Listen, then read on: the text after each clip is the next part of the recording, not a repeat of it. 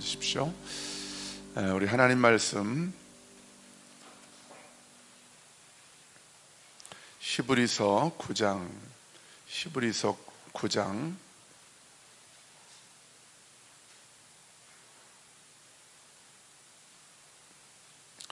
3절부터 5절까지 히브리서 9장 3절부터 5절까지 다 같이 일어나셔서 3절부터 5절까지 말씀을 함께 봉독하겠습니다. 시작. 또 둘째 휘장 뒤에 있는 장막을 지성소라 일컫나니 금향로와 사면을 금으로 싼 언약궤가 있고 그 안에 만나를 담은 금 항아리와 아론의 쌍난 지팡이와 언약의 돌판들이 있고 그 위에 속죄소를 덮는 영광의 그룹들이 있으니 이것들에 관하여는 이제 낱낱이 말할 수 없노라. 아멘. 자리에 앉으십시오. 우리 믿음으로 선포합시다. 나는 하나님의 자녀입니다. 하나님은 나의 아버지이십니다. 하나님은 언제나 나를 사랑하십니다. 나는 하나님의 기쁨입니다. 할렐루야. 여러분 기억하십시오. 나는 하나님의 기쁨입니다. 내가 뭘 잘해서 기쁨이 아니에요. 그렇다고 하나님 앞에서 늘 이상한 일 하면서 살자는 말이 아니라, 내가 잘해서 기쁨이 아니라 예수님 피로 아버지께서 나를 사셨고 나를 하나님의 자녀 삼아 주셨기 때문에 나는 언제나 하나님의 사랑받는 자녀인 것입니다. 이게 우리의 믿음이고 우리의 정체성이고 우리 안에 있는 담대함의 근거, 이유가 되는 것이죠. 자, 지난주에 우리 지성소에 대한 말씀을 살펴봤는데 세 가지를 살펴봐야 되는데 하나밖에 살펴보질 못했습니다. 그래서 오늘 나머지 그 두 주제에 대해서 살펴보려고 합니다. 자, 복습을 한번 해보실까요? 지성소 안에는 뭐가 있다고 그랬죠? 언약궤가 있다고 그랬죠. 언약궤를 다른 말로 증거궤, 한번 따라해보세요. 증거궤, 법궤. 성경에 이런 말이 나오면 다 똑같은 말이에요. 증거궤, 언약궤, 법궤. 그러니까 지성소 안에는 그것만 있는 거예요. 그 언약궤, 법궤 위에 속죄소가 있다고 그랬죠. 속죄소는 천사의 날개 모양을 한 그 두 날개가 이렇게 마주보고 있다고 그랬죠. 이렇게. 그래서 이 날개가 여기를 딱 덮고 있는 거예요. 여기서 하나님 뭐라고 약속하셨어요? 모세에게 내가 거기서 이 속죄소 위에서 지성소 안 언약궤 위에서 내가 너와 만나겠고 이스라엘이 행해야 할 것들을 내가 거기서 너에게 말씀하겠다. 이렇게 약속하셨어요. 여러분, 그 약속을 저와 여러분에게 적용해 본다면 하나님은 저와 여러분을 어디서 만나 주십니까? 어디서 만나 주세요? 내가 왕 같은 제사장이잖아요. 왕 같은 제사장인 저와 여러분을 하나님이 어디에서 만나 주십니까? 지성소 안에서 언약궤의 속죄소 위에서 만나 주신다고 그랬어요. 그 유형의 물리적인 언약궤의 속죄소는 우리가 더 이상 의미도 없고 우리에게 그런 건 없지만 우리의 영이 지성소라고 말씀을 드렸습니다. 하나님은 지성소 안에서 우리를 만나 주시는 거예요. 오늘도 마찬가지입니다. 우리가 이 세상 가치관, 이 세상의 풍조를 쫓아서 그냥 둥둥둥둥 이 세상의 물결에 흘러 떠내려가고 있을 때 우리를 언제나 만나 주시는 게 아니에요. 하나님은 오늘도 여전히 우리를 지성소에서 만나 주십니다. 그리고 지성소에서 우리를 만나 주셔서 우리가 행해야 할 것들을 정확하게, 아주 세밀하게 우리에게 말씀해 주시는 분이셔요. 왜냐하면 하나님은 신실하시기 때문에 구약에서 했던 그 약속의 말씀을 새 언약의 시대를 살아가고 있는 이 시대에 다시 바꾸는 것이 아니라 그 약속을 동일하게 우리에게 지켜주시고 또 성취하시는 분이 바로 우리 하나님이십니다. 자, 그래서 지성소 안에는 언약궤가 있다고 그랬어요. 그죠? 언약궤. 그 언약궤 안에는 뭐가 있다고 그랬죠? 복습해 보십시다. 첫 번째 뭐가 있어요? 만나를 담은 금 항아리. 또 하나는 아론의 쌍난 지팡이. 세 번째는 언약의 돌판 몇 개라고 그랬죠? 2개. 왜 2개죠? 그 10계명의 돌판이기 때문에. 모세가 시내산에서 40일 동안 금식하고 그리고 나서 하나님께로부터 가지고 내려온 그 언약의 2 돌판이 언약궤 안에 있다고 그랬어요. 그럼 여러분, 언약궤 안에 이 세 가지가 있다고 그랬는데 거기에서 제일 중요한 것 한 가지를 꼽아보라고 한다면 여러분은 뭘 꼽으시겠습니까? 자, 만나는 지난주에 뭘 의미한다고 그랬죠? 공급.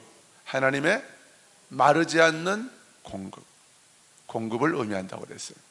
자, 지팡이는 오늘 말씀을 통해서 설명하겠지만은 지팡이는 하나님이 위임해 주시는, 하나님이 세워 주시는 권위를 상징한다고 그랬죠.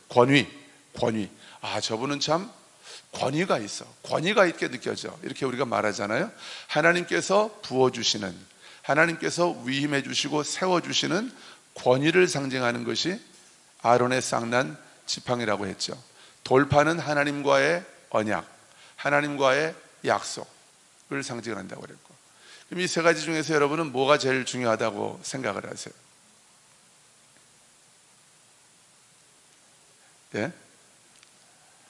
저는 오늘 말씀을 준비할 때 제 안에는 결론이 있습니다. 제 안에는 말씀을 준비하면서 또 하나님께 계속 물었어요. 하나님, 뭐가 제일 중요한 것입니까? 이 세 가지가. 근데 우리는 제일 매력적으로 우리가 거기서 취하고 싶은 것 딱 한 가지를 꼽는다면 여러분은 뭘 꼽고 싶어요? 여러분의 이게 영적으로 너무 고상하게 생각하지 말고, 아, 이거는 내가 꼭 취하고 싶다. 여러분은 뭘 받고 싶어요? 그 중에서 공급, 권위, 또 하나님과 내가 맺은 언약, 약속. 이 세 가지 중에 우리가 좋아하는 거, 공급을 좋아하잖아요. 그죠? 공급. 또 목회자들이 좋아하는 건 뭘까요? 권위를 좋아합니다. 내 권위를 좀 사람들이 인정해 줬으면 좋겠고, 내가 어디 가서 무시받지 않고 이렇게 사역을 했으면 좋겠고 하는 이런 갈망들이 있죠. 사람들에게는 이 2가지가 매력적이에요. 그런데 이 말씀을 준비할 때 하나님이 깨닫게 해주신 것이 하나가 있어요. 그게 뭐냐면 하나님이 주시는 공급도, 하나님이 주시는 권위도, 그것은 다 하나님과의 언약, 하나님과의 약속으로부터 온다는 것을 하나님이 깨닫게 해주셨어요. 그 제일 중요한 것은 하나님과의 언약입니다. 자, 그 언약의 얘기를 하기 전에 아론의 쌍난 지팡이, 이 권위에 대한 얘기를 한번 해보죠. 민수기 16장을 보면 모세의 사촌 이름 아십니까?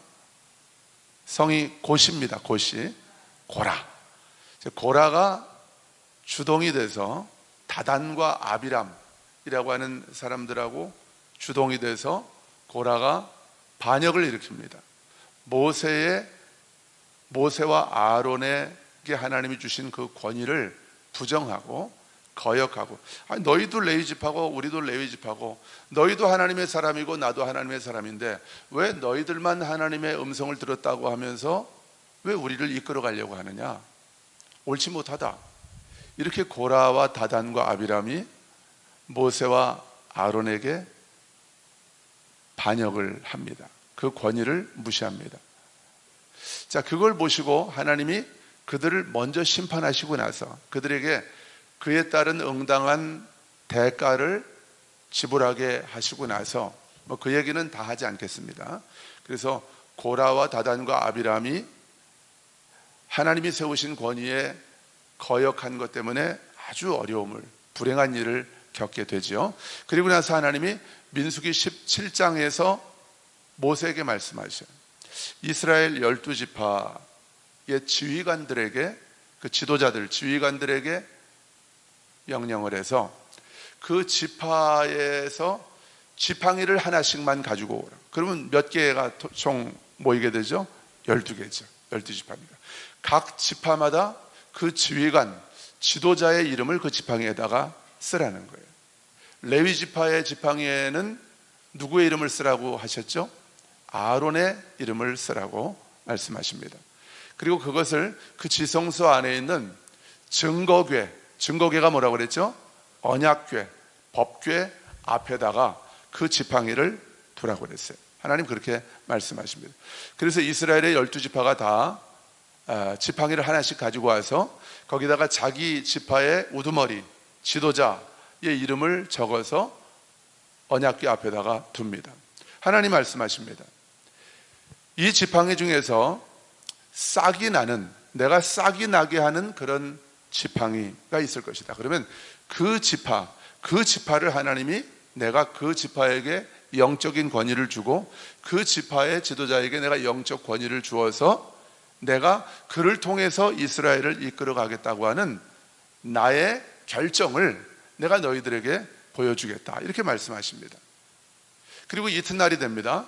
다음 날 그 12지파의 지휘관의 이름을 쓴 그 12지팡이 중에 언약궤 앞에, 지성소 안에 있는 언약궤 앞에 두었던 12개의 지팡이 중에 어느 지팡이에서 싹이 나고 우미 돋고 순이 나고 꽃이 피고 그리고 열매가 맺히게 됩니다. 민수기 17장을 보면 어느 지파의 지팡이에서 싹이 났을까요?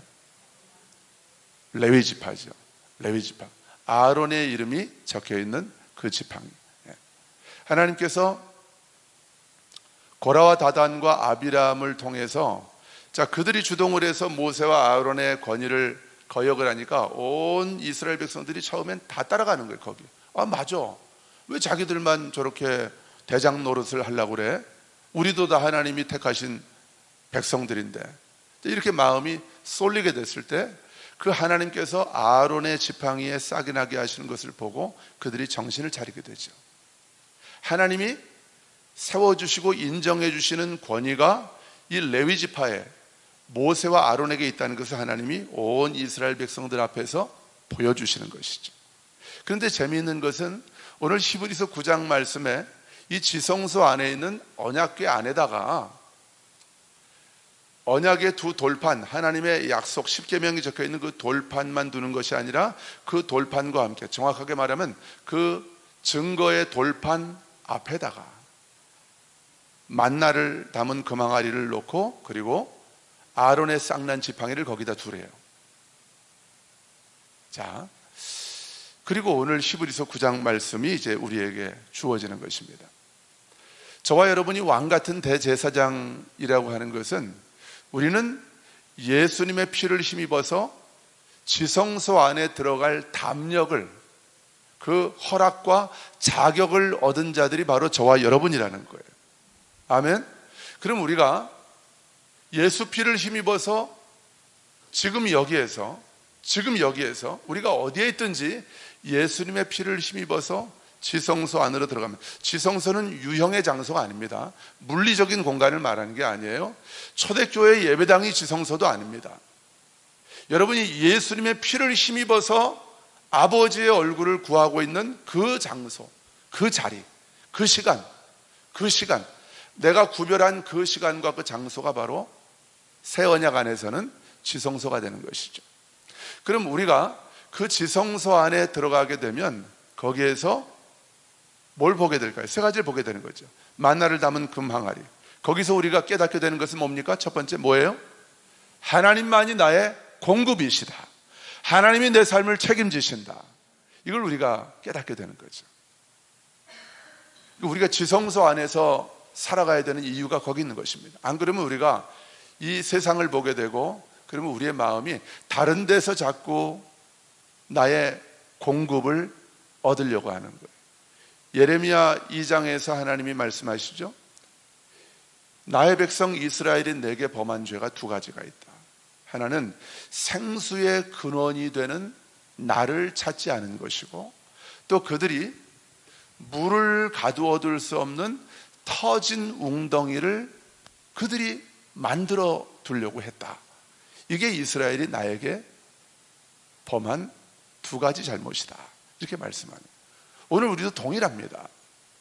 새 언약 안에 있는 하나님의 백성들도 오늘날 동일한 이 두 가지 죄를 범하면서 살아가는 거예요. 이게 믿음으로 살지 않는 죄죠. 생수의 근원 되신 하나님만이 저와 여러분의 삶을 공급하시고 완전하게 우리의 삶을 채우시며 우리의 삶을 완전한 길로 이끄시는 줄 믿습니다. 그런데 우리가 이것을 지성소 안에서 하나님과 동행할 때는 이걸 정확하게 알고 살아가거든요. 의식하고 살아가거든요.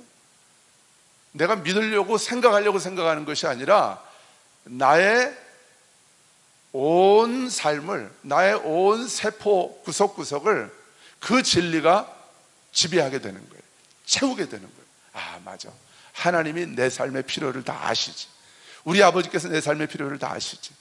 그런데 내가 그 지성소를 사모하지 않고 지성소를 갈망하지 않고 이 지성소 안에서 아버지와의 그 깊고 친밀한 사랑 안에서 살아가는 것, 그것을 내가 가치를 두지 않고 소중히 여기지 않게 될 때는 우리의 마음이 엉뚱한 데 가게 되는 거죠. 그리고 사람을 나의 공급자로 삼고 이 세상으로부터 내가 공급을 받으려고 하면서 그렇게 살아가게 되는 것이죠. 그게 바로 이방인의 삶이거든요. 저와 여러분은 이방인이 아닙니다. 저와 여러분은 고아가 아닙니다.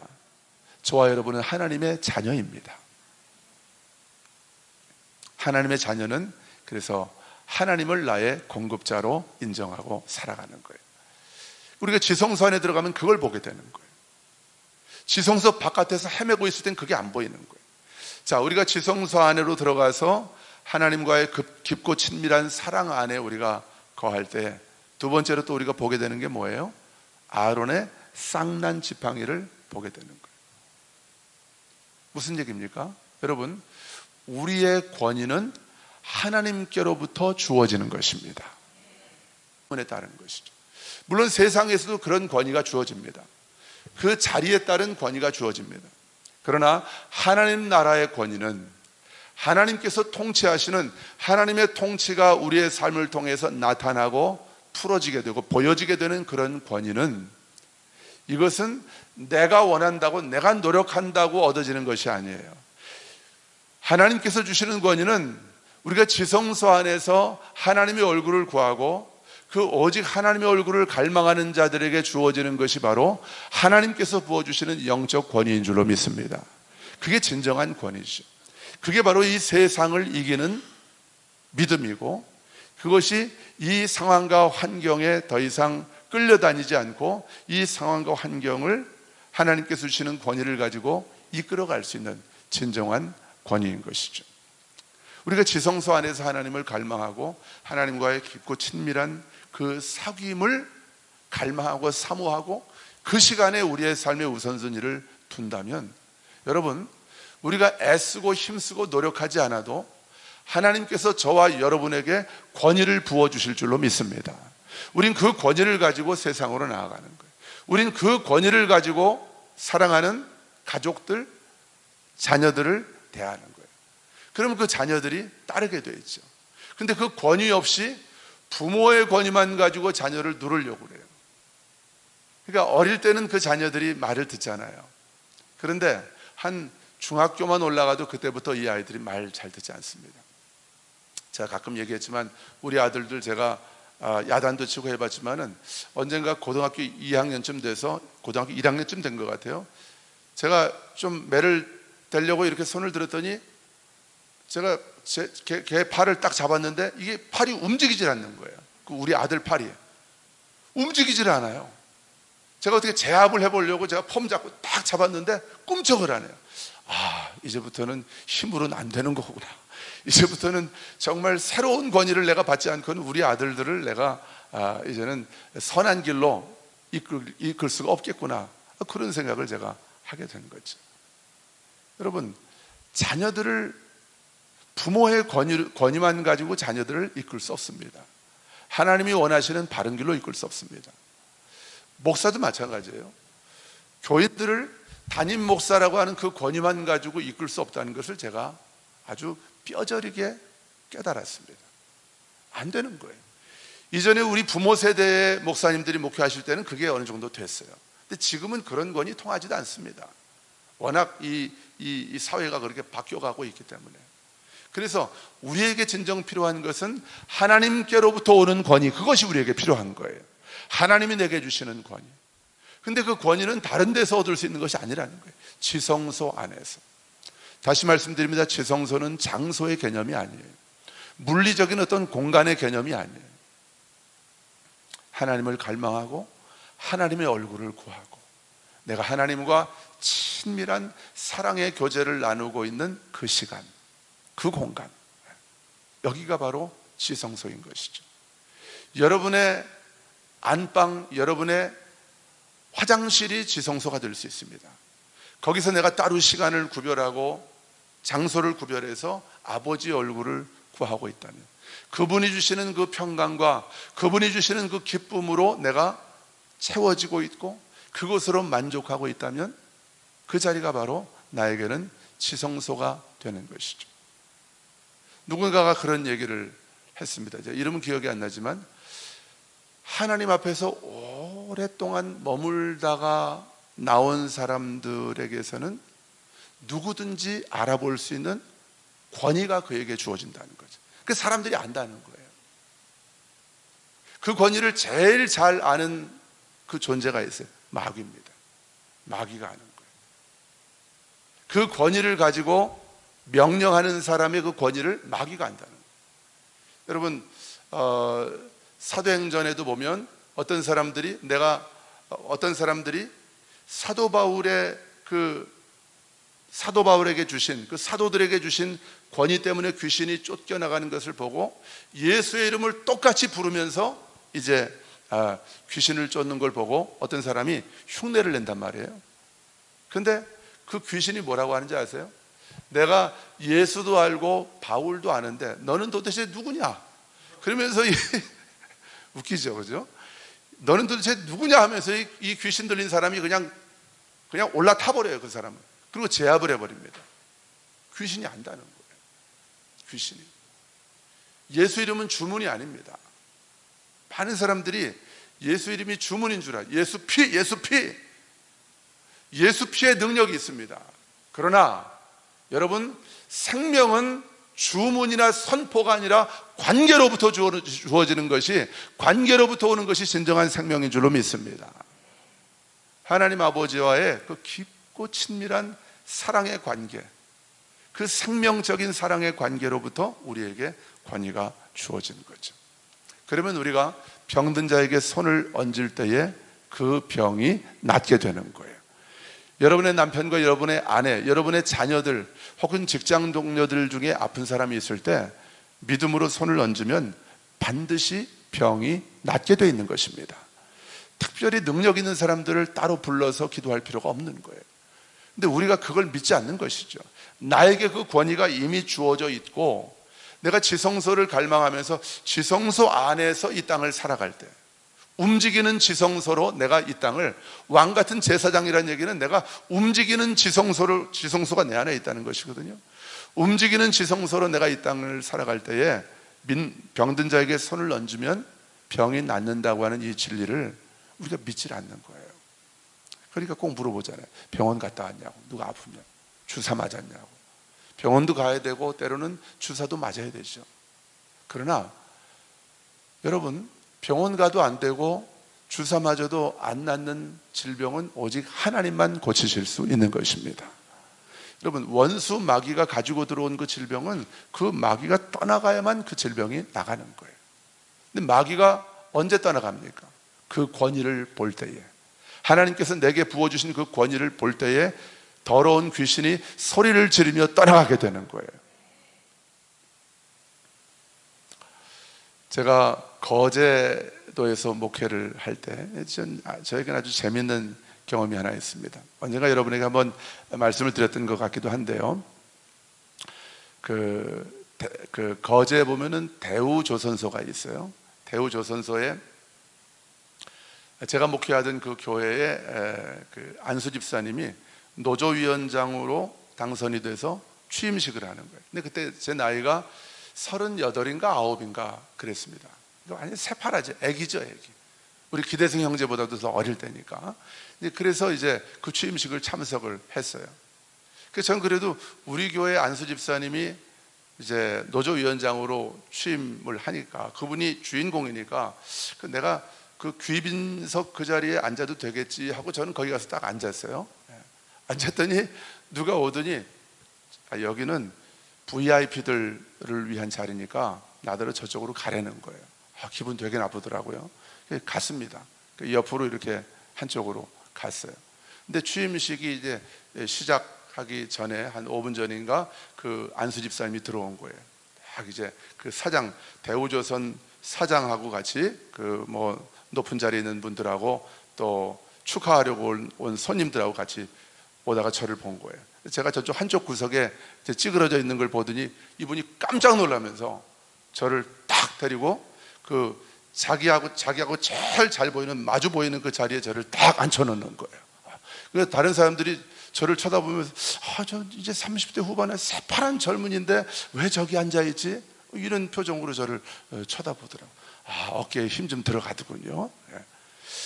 저는 그때 아주 저에게는 아주 소중한 그게 경험이었어요. 이걸 권위라고 하는 것이구나.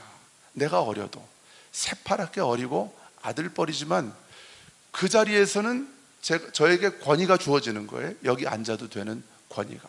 그런 생각을 했습니다.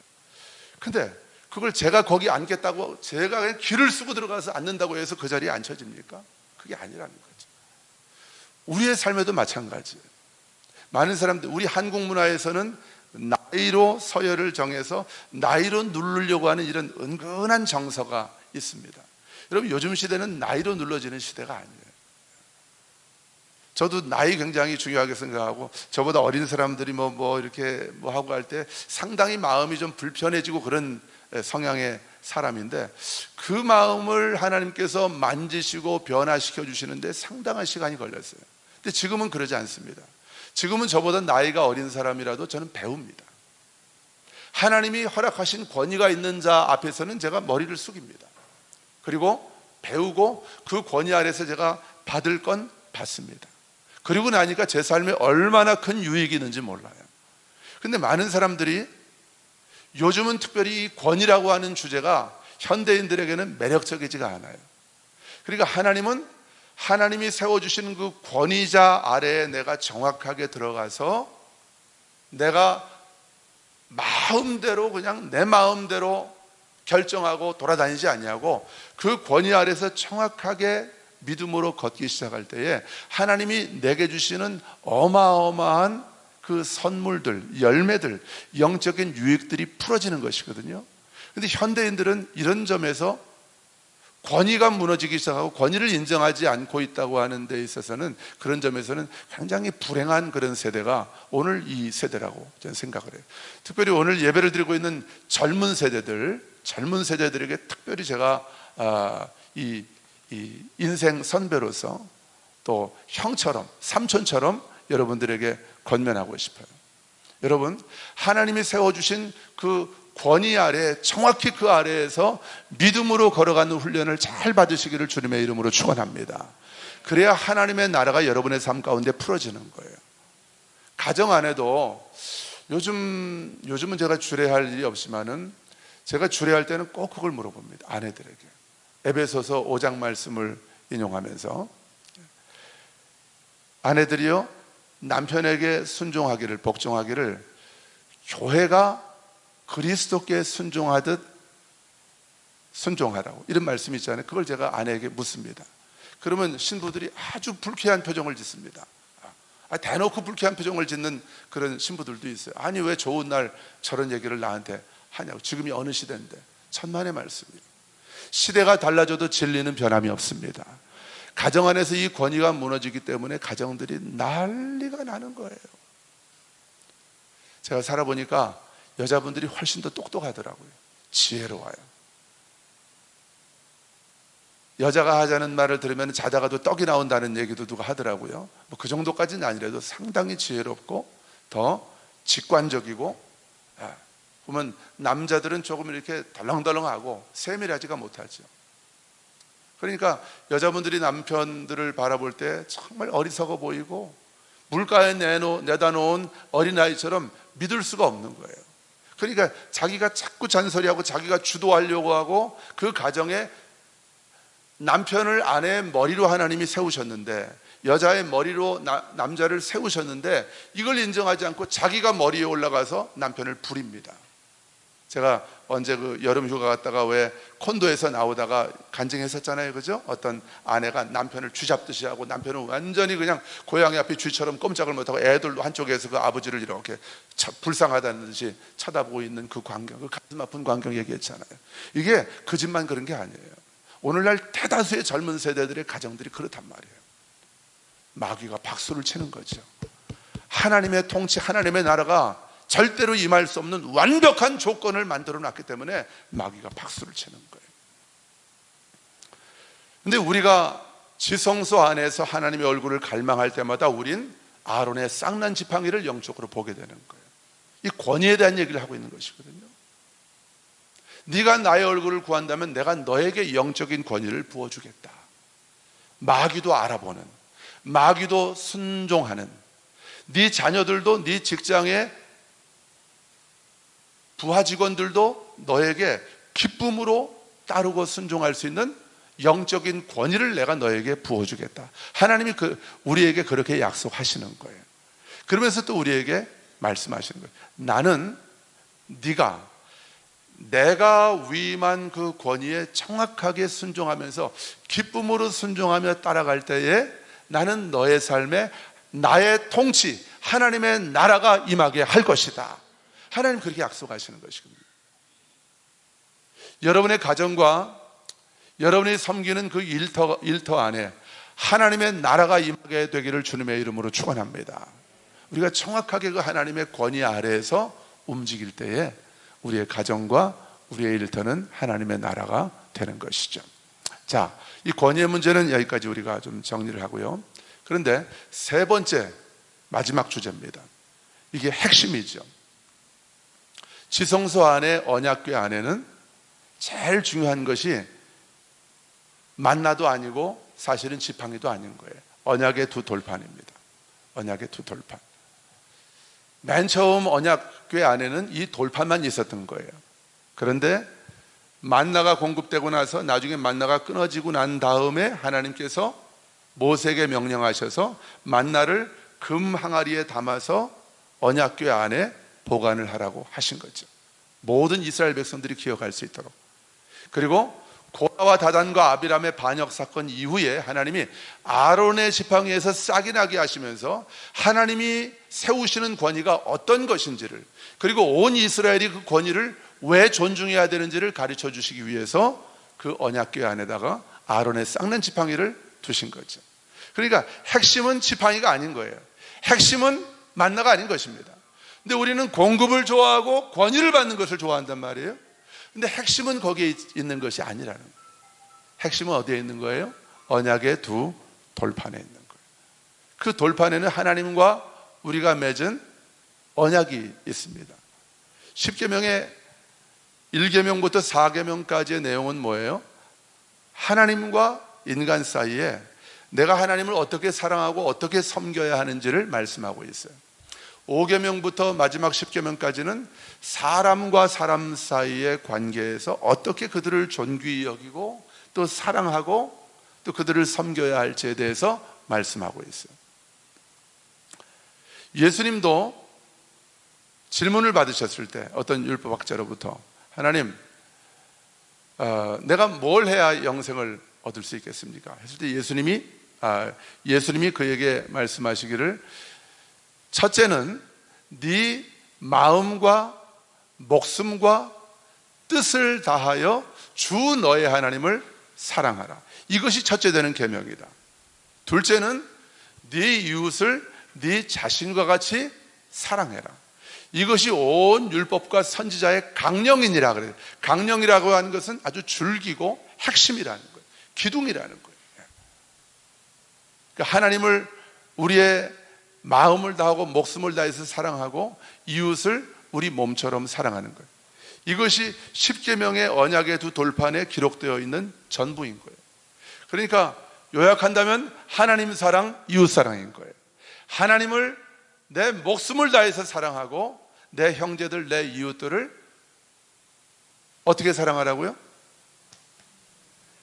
내 몸과 같이, 내 자신을 사랑하는 거죠. 여러분, 우리가 내 자신을 얼마나 사랑합니까? 오늘 아침에도 저 비타민 챙겨 먹고 왔고, 또 이 홍삼도 하나 챙겨 먹고 오고, 또 뭐 이렇게 이것저것 다 챙겨 먹고 왔습니다. 우리 몸을 우리가 얼마나 챙깁니까? 내가 내 몸을 아끼고 사랑하는 것처럼 내 이웃을 사랑하래. 이게 하나님의 언약인 거예요. 우리가 그렇게 살아갈 때에 만나도 우리에게 주어지고 지팡이, 하나님의 권위와 하나님의 공급이 우리에게 주어진다는 거예요. 근데 문제는 뭐냐면, 하나님을 내가 사랑은 하는데 우리의 마음과 우리의 뜻과 힘과 목숨을 다해서 하나님을 사랑한다는 것이 쉽습니까? 어렵습니까? 어려워요? 어렵다고 머리를 트시는 분들이 몇 분 있어요. 어렵죠. 여러분, 그러면 묻겠습니다. 어렵다는 것이 우리의 육신의 생각일까요? 영의 생각일까요? 좀 크게 얘기해 주세요. 잘하시네요. 우리의 육신의 생각은 늘 그게 어렵다고 말. 그럼 그게 진실입니까? 속임수입니까? 속임수죠. 마귀가 수천 년 동안 써먹어 왔던 마귀의 전략이죠. 어려워. 네가 어떻게 네 주제에 하나님을 마음을 다하고 목숨을 다하고 뜻을 다해서 힘을 다해서 하나님을 사랑해? 아이고, 야, 봐라, 성경을 봐라. 다윗, 아브라함, 모세도 그렇게 못할 때가 많았잖아. 이건 너하고 해당 사항 없는 얘기야. 그러면 무슨 얘기예요? 자, 이게 나하고 해당 사항이 없다면 만나도 지팡이도 나하고 관계없잖아요. 그러니까 나는 하나님의 공급과 하나님이 주신 권위를 가지고 이 땅을 살아갈 자격도 없는 사람이에요. 아예 그거하고는 거리가 멀어요. 그러니까 어떻게 살아야 돼요? 내가 내 삶을 공급해야 되죠. 사람에게서 공급받아야 되죠. 세상으로부터 공급받아야 되죠. 내 권위 내가 세워야 되죠. 그러니까 누가 내 권위 알아주지 않으면 성질 부리고 그냥 나를 당신이 무시한다고 하면서 그냥 핏대를 세우고 그렇게 되는 것이죠. 얼마나 불쌍하게 살아가는 거예요. 하나님은 이미 우리에게 그리스도 안에서 다 주셨는데. 자, 다시 묻습니다. 하나님을 우리의 마음과 뜻과 힘과 목숨을 다해 사랑하는 것이 쉬운 일입니까? 어려운 일입니까? 쉬운 일입니다. 우리가 그리스도 안에 있을 때. 여러분, 우리가 그리스도 안에 있다는 것은 다시 다른 말로 하면 내가 지성소 안에 있는 거예요. 아멘. 여러분, 기억하십시오. 우리는 그리스도 안으로 들어가려고 애쓰고 노력해야 되는 사람이 아니라 나는 애당초 거듭난 그 순간부터 난 그리스도 안에 있는 사람인 거예요. 이걸 마귀가 못 보게 하는 거예요. 그러니까 이미 지성소 안에 들어와 있는데 내가 지성소 바깥에서 살아가는 사람처럼 살아가게 만드는 거예요. 마귀의 100% 속임수죠. 그러니까 이 세상에서 고아처럼 살아가는 거예요. 하나님을 모르는 이방인들처럼 살아가는 거예요. 여러분, 열심히 살아가는 것이 최선이라고 생각을 해요. 열심히 일하고 내 직장에서 최선을 다해서 열심히 살아가는 것이 좋은 일이라고 생각을 해요. 여러분, 열심보다 더 중요한 것은 방향입니다.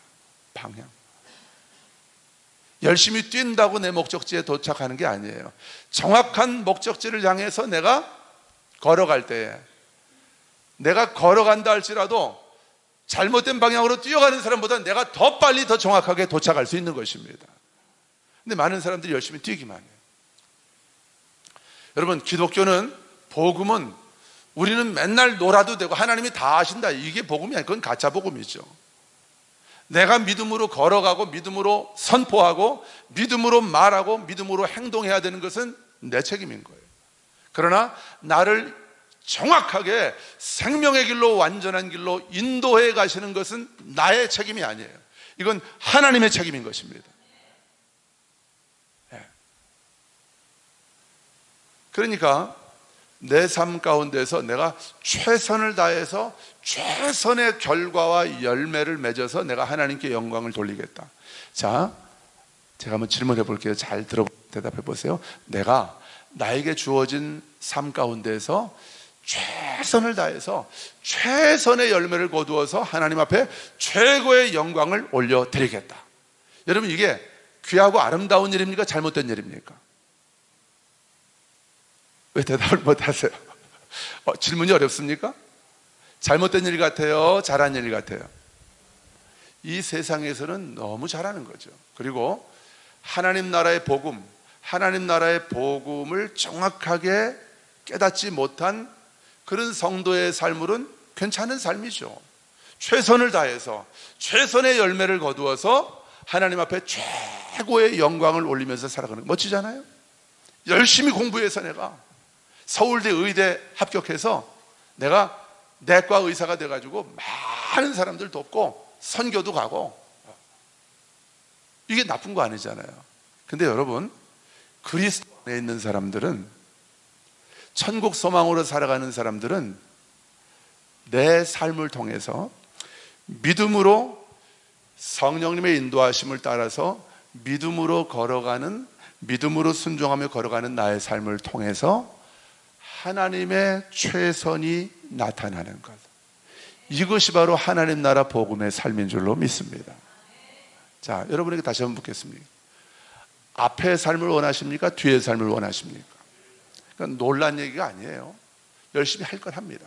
그러나 하나님이 원하시는지 원하시지 않는지도 모르면서 열심히 달려가는 삶하고, 하나님이 나를 성령으로 이끌어 가시는 그 정확한 그 성령님의 음성을 따라서 믿음으로 걸어가는 삶하고는, 이게 바로 하늘과 땅 차이인 거죠. 많은 사람들이 나의 최선이 나타나는 삶을 살고 싶어요. 그러면 누가 영광 받을까요? 하나님 영광 받으셔요? 천만의 말씀, 천만의 말씀. 저는 제 목회가 잘 되고 성장할 때마다 그걸 통해서 하나님이 영광을 받으신다고 생각을 하고 그렇게 자랑스럽게 얘기를 했어요. 근데 이제 깨달았어요. 제 속을 들여다보니까 제가 즐기고 있더라고요. 가는 데마다 저를 칭찬합니다. 사람들이 가는 데마다 목사님 최고라고 하면서 막 칭찬하고, 선배들이 칭찬하고, 가는 데마다. 왜냐하면 제가 밥 잘 사니까, 만나는 분들마다 뭐 큰 교회 있으면서 밥 잘 사고 하니까 겸손한 척 하거든요. 제가 뭐 한 게 있습니까? 하나님이 다 하셨죠. 그러지만 이 속에서는, 그 저 깊은 데서는 올라오는 생각이 있어. 그래, 니들이 알아, 내가 얼마나 잠 안 자면서 열심히 목회했는지. 이런 마음이 올라옵니다. 하나님은 절대 그것 통해 영광 안 받으십니다. 내가 목회하는 교회가 커진다고 하나님 영광 안 받으십니다. 여러분의 사업의 매출이 커진다고 하나님 영광 안 받으십니다. 하나님은 내 중심을 보시는 거예요. 정말 내가 내 삶을 통해서 하나님의 최선이 나타나기를 갈망하고 있는지. 여러분, 하나님께는 언제나 최선입니다. 하나님이 준비하신 것 중에 차선은 없어요. 우린 차차선으로 우쭐대면서 기고만장해서, 그러면서 하나님의 영광을 쓱 갖다 끼워 넣습니다. 우리가 지금까지 얼마나 그렇게 살았는지 몰라요. 하나님이 저와 여러분의 삶을 되돌리기를 원하십니다. 이제는 나의 최선이 아닌 나의 믿음의 순종을 통해서 하나님의 최선이 나타나서 그만큼 하나님의 나라가 확장되고, 그만큼 죽어가던 영혼들이 하나님 나라 안으로, 생명 안으로 들어오게 되는 이 복의 통로로 하나님께서 저와 여러분을 사용하시기를 원하십니다. 이미 저와 여러분에게는 모든 것이 주어져 있습니다. 우리가 그렇게 살아가는 데 필요한 모든 것이 그리스도 안에서 이미 다 주어져 있습니다. 여러분, 여러분의 연약함과 여러분의 쓴뿌리 상처에 속지 마십시오. 그게 여러분의 전부가 아닙니다. 다른 사람들이 나를 향해서 하는 말, 거기에 여러분 속지 마십시오. 그게 다가 아닙니다. 원수마귀가 나를 속이는 그 말, 거기에 속지 마십시오. 그게 다가 아닙니다. 정말 중요한 것은, 정말 중요한 본질은, 아니 우리의 전부는 내가 하나님의 자녀라는 것입니다. 하나님은 지금도 나를 사랑하신다는 거예요. 하나님은 내 삶을 지금도 그 사랑의 눈으로 기쁨에 겨워서 나를 바라보고 계시고, 나를 기다리고 계시는 그 하나님의 은혜의 보좌 앞에 예수 피를 힘입어 담대히 나아가 하나님의 얼굴을 구할 때 내가 이 땅을 살아가는데 필요한 모든 것, 여러분 공급과 권위가 주어졌다면 다 끝난 거예요. 아멘. 하나님의 공급과 하나님의 권위가 내게 주어졌어요. 뭐가 더 필요합니까? 뭐가 더 필요해요? 아무것도 더 이상 필요하지 않아요. 끝나는 겁니다. 하나님이 저와 여러분에게 그런 삶을 이미 주셨고, 오늘부터 저와 여러분이 그런 삶을 누리기를 원하시는 거예요. 움직이는 지성소가 되어서. 자, 선포합시다. 나는 움직이는 지성소입니다. 할렐루야. 아멘. 자, 우리 다 같이 일어나셔서 찬양하십시다. 나의 생명 되시오.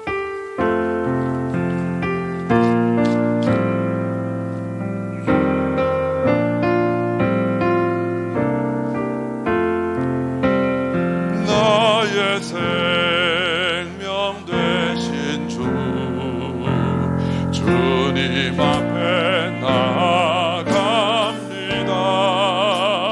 주의 흘린 보혈로 정죄하사 받아주소서.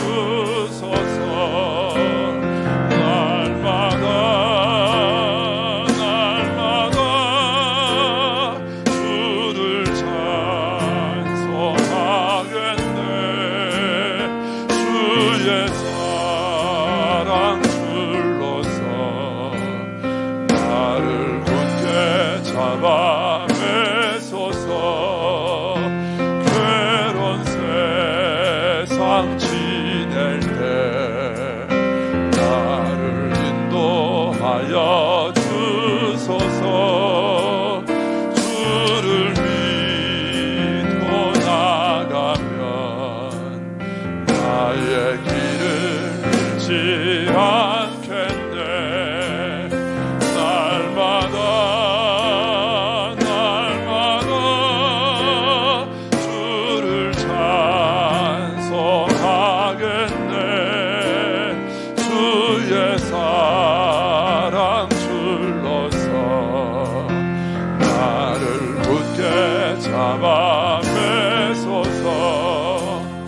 세상 살아갈 때에 주를 더욱 사랑합니다.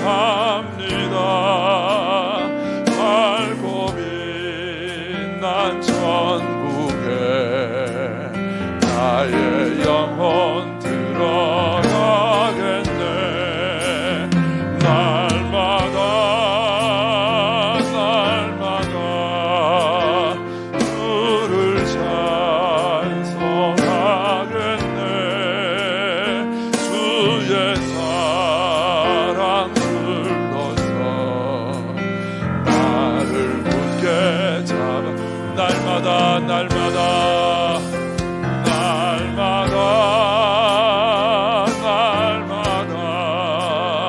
주를 찬송하겠네. 주의 사랑 줄로서 나를 굳게 잡아. 주의 사랑 줄로서, 주의 사랑 줄로서 나를